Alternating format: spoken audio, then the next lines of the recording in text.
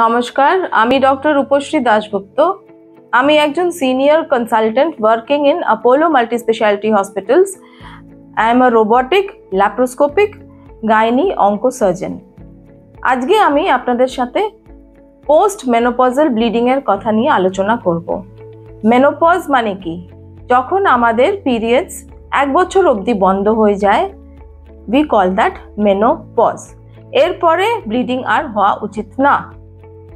অনেক লোকেরা ভাবে পিরিয়ডস যদি আবার হয়ে যায় সেটা সাধারণ ব্যাপার না। আমি এটা বলতে চাই, 1 বছর পরে যদি আপনাদের ব্লিডিং বন্ধ ছিল এবং আবার ব্লিডিং হলো, তাহলে আমাদেরকে ডাক্তারকে দেখাতে লাগে।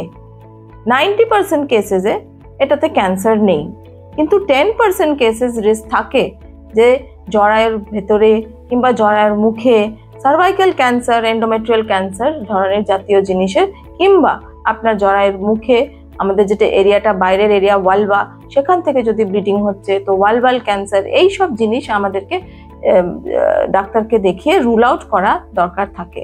এবং যদি এটা ধরা পড়ে শিগগিরই ইন আর্লি স্টেজেস, দেন আমরা সেটা রোবোটিক কিংবা মিনিমাল অ্যাক্সেস কিংবা ল্যাপ্রোস্কোপিতে ট্রিটমেন্ট করতে পারি এবং পেশেন্ট তাড়াতাড়ি বাড়ি ফিরে যেতে পারে।